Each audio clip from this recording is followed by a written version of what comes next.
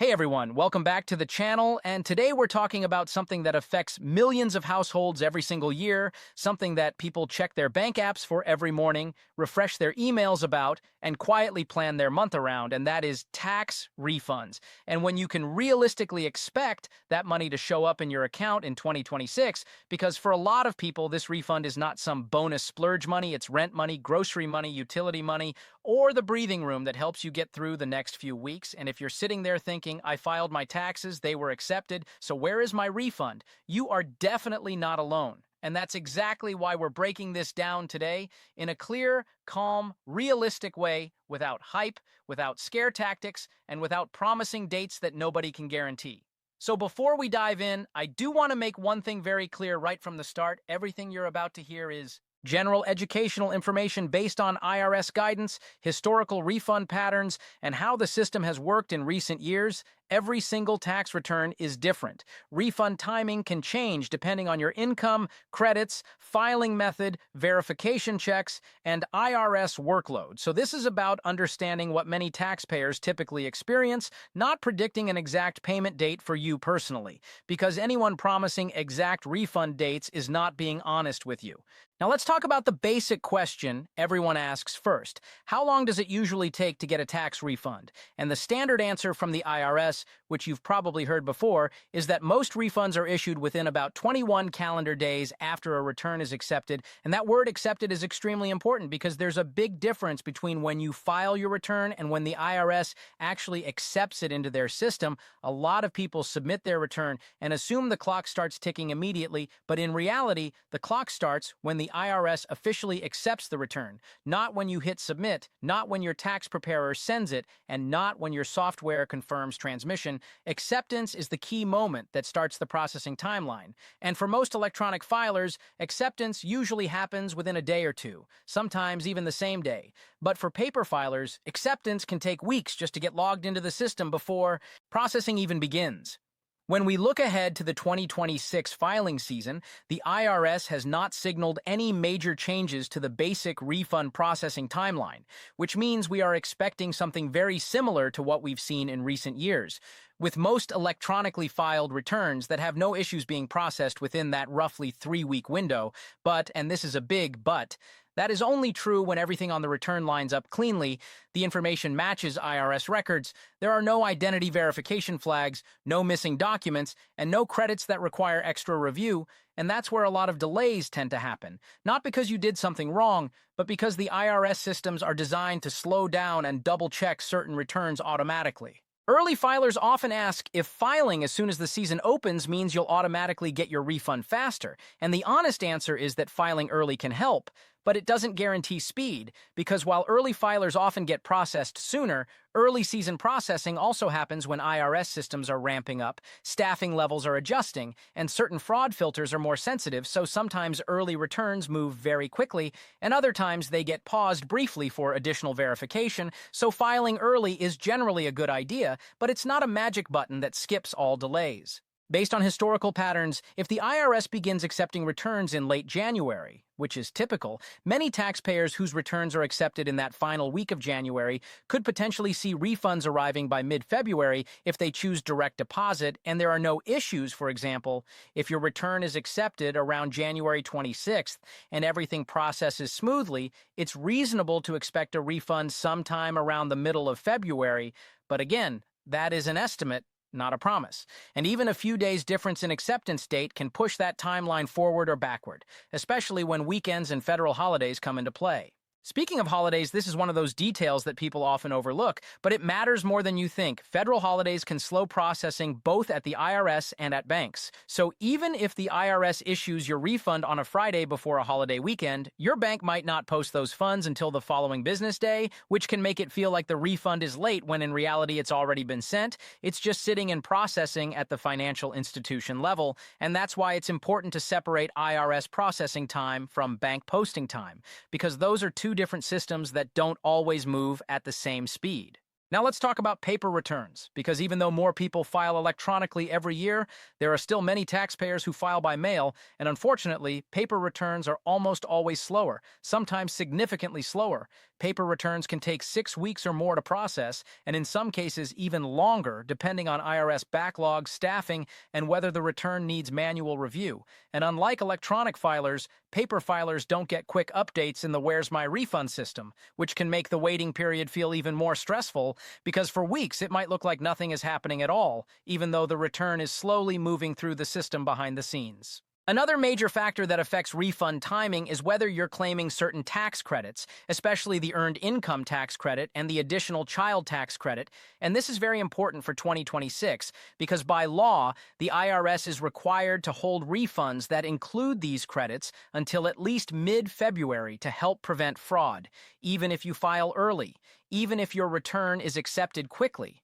And even if everything else looks perfect, the IRS cannot legally release those refunds before that hold period ends. So if you are claiming either of these credits, seeing a later refund does not mean something is wrong, it means the IRS is following the law.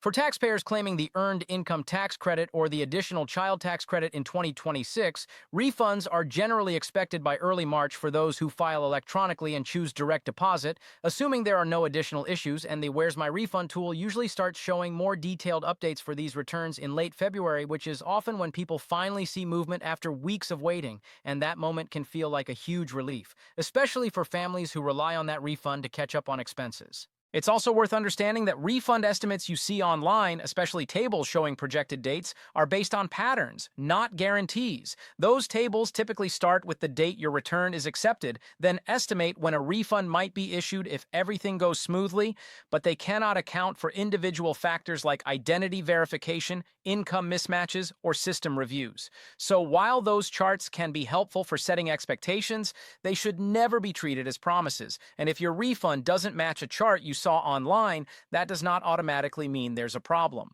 One of the most common reasons refunds are delayed is identity verification, and this has become more common in recent years as the IRS tries to reduce fraud. Sometimes the IRS needs to confirm that you are who you say you are before releasing a refund, especially if there's been any unusual activity, address changes, or discrepancies compared to previous years. And when that happens, you might receive a letter asking you to verify your identity online or by mail. And while this can be frustrating, it's a protective measure designed to stop criminals from stealing refunds, and responding quickly to those letters can help minimize delays. Another reason refunds can be delayed is income verification. If the income you reported doesn't match what employers or financial institutions reported to the IRS, the system may pause the return for review. This doesn't mean you did anything wrong. Sometimes employers submit corrected forms late, or there are timing issues with reported income, but until the IRS resolves those discrepancies, the refund may be held. And this is another situation where patience is required, even though it's understandably stressful.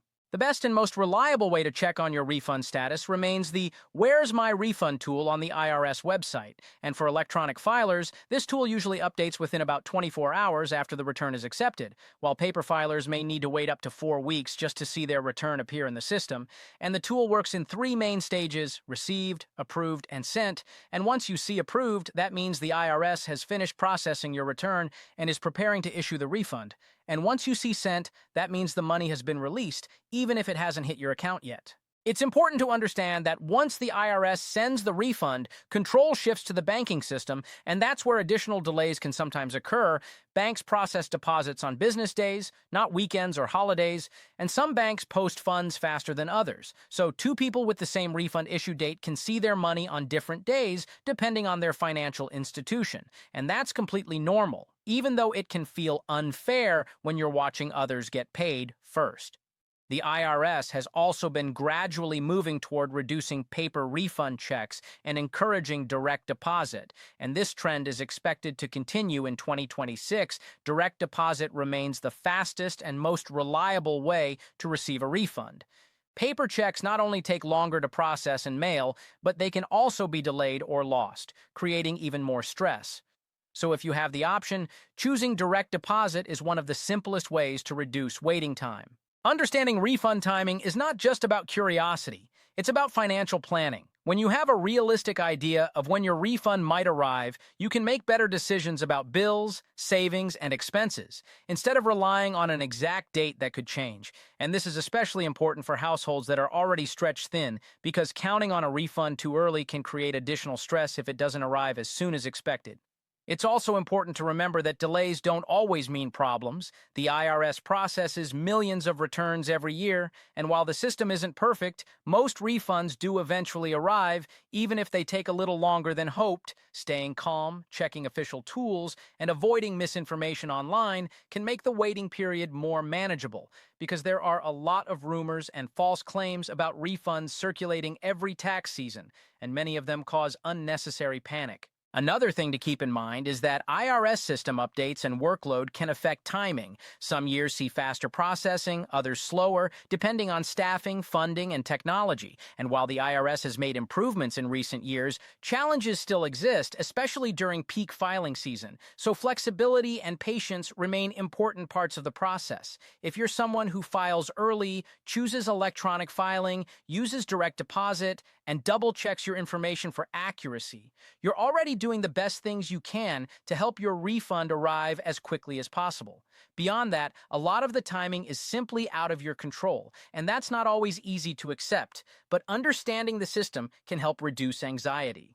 For those who are still waiting and feeling stressed, it can help to focus on what you can control, staying informed, responding quickly to any IRS requests, and planning finances conservatively until the refund actually arrives. And if you ever receive a letter from the IRS, don't ignore it, even if it's intimidating, because timely responses can prevent further delays.